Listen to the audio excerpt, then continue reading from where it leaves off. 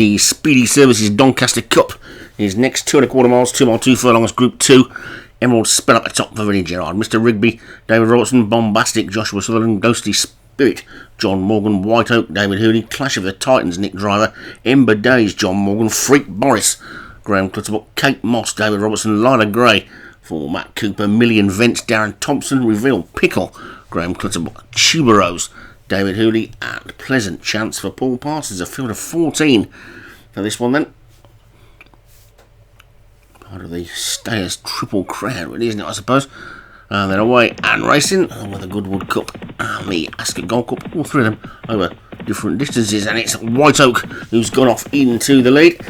And he's quickly challenged there by another great Ember Days. And looks like that one is going to be allowed to go on. So, shades of what goes on the jumps over here on the flat today. And it's Ember Days who's 4 lengths clear for John Morgan, with Bombastic in second, then Mr. Rigby and Emerald Spell. Tuberose, another grey, is after that one. Clash of the Titans wide on the track as well, with Kate Moss also. That one, in fact, is widest of all, and Freak Boris is just the back marker. But it's Ember Days who's clearing the lead by a good 4 lengths or so. So Mr. Bombastic who's in second. Then comes Mr. Rigby and Emerald Spell. After that one is Tuberose, and then White Oak on the inside of another grey, Pleasant Chance. Then you got Lila Gray after that one, with Million Vents tucked in on the inside. Reveal Pickle a little bit close to the second John Morgan horse, which I hadn't noticed until then. Is Ghostly Spirit, another grey. So quite a lot of greys in this. There's about 4 or 5 of them. And the back two are currently Kate Moss and Freak Boris.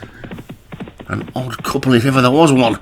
Kate Moss and Freak Boris. But it's Ember Days in the lead from Bombastic back in second. Then Emerald Spell is third, with Mr. Rigby fourth. Tuberose is in fifth. Then Lila Gray's moved up into sixth. And on the inside of that one, Pleasant Chance. And on the rail is White Oak, just tucked in behind that one, Million Vents. Ghostly Spirit trying to get a little bit closer.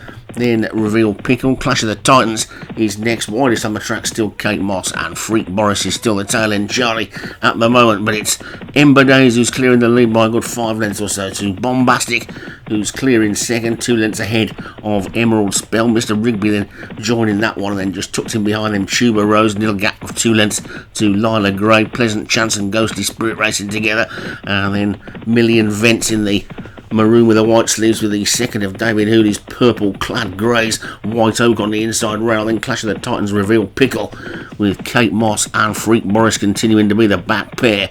But Ember Days has been in the lead pretty much all the way. There's only just about a mile to go now, then leading by 4 lengths to Bombastic, who's in second. Then comes Emerald Spell. Mr. Rigby is still there in fourth, and Tuberose is in fifth. The lead in 5 hasn't really changed much at all. Pleasant Chance and Lila Gray are trying to get a little bit closer, so to Ghostly Spirit and Million Vents.